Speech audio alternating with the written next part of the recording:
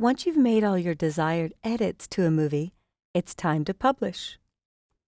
So to get this out of the Photoshop format and to a publishable video format, we'll choose File, Export, Render Video. And when you do, you can give it your own custom name. I highly recommend that you start numbering, because you may do several versions of this to see if the width and height is ending up proper, or if you've got it at the right file size, if you're going to be emailing it or sharing it on social media.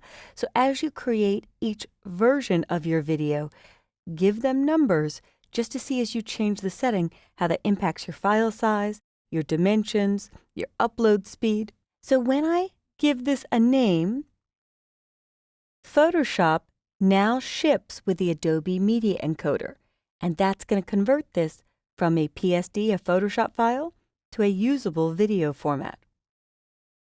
The most popular one for publishing today is H.264. That's the name for the compression type. A second popular format is QuickTime, but QuickTime requires a separate installer on Windows. Even though it's free, at a lot of large corporate environments, they may not have the QuickTime player installed automatically.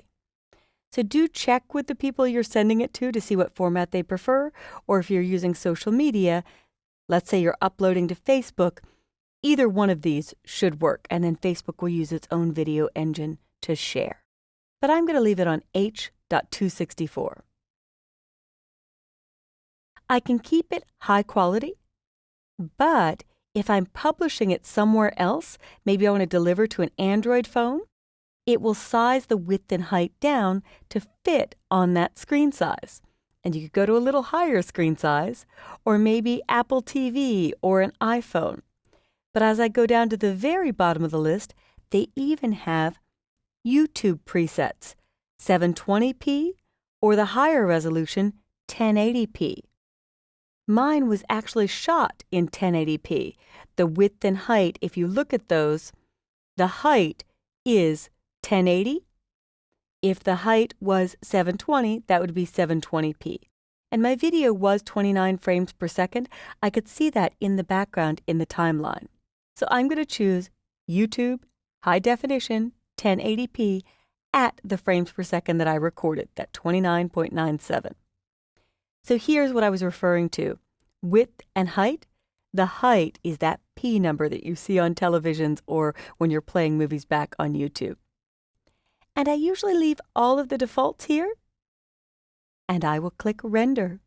Now we'll give this a few seconds to render, depending on your graphics processor, your amount of RAM, the overall length of your movie. This can take more or less time. So I'll pause the video until it's finished, and then I will bring it back up once the render bar has disappeared. So that took about a minute and a half on my machine. It may take longer on yours, and let's take a look at that video file. So I will minimize Photoshop and Bridge, which I'm running in the background. I will open my project files, and here it is, the final 01.mp4, which is one of the most popular video formats. Now on the Mac, when I double-click that, that's going to come up in the QuickTime player. It takes over most video players. On Windows, it may be the Windows Media Player. You can also play it in many browsers just by dragging and dropping it into the browser window, or choosing File Open from Internet Explorer or Firefox or Google Chrome or Safari. But I'll hit play to see how my 22-second movie looks all finished. Computer images have two types, raster and vector. Raster images are made up from pixels. Vector images are made up from points.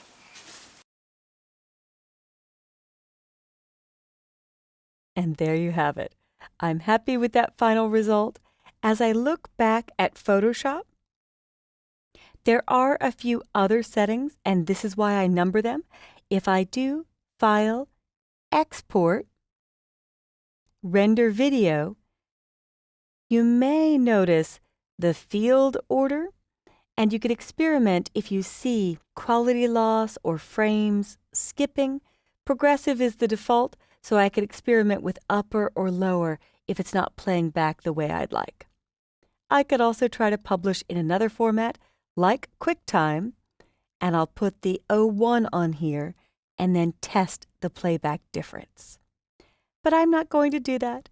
I will leave one in the folder for you, but I hope you've enjoyed all of the options that render video and publishing gives you when you look at what you can do with the amazingly powerful Photoshop CC video editing features.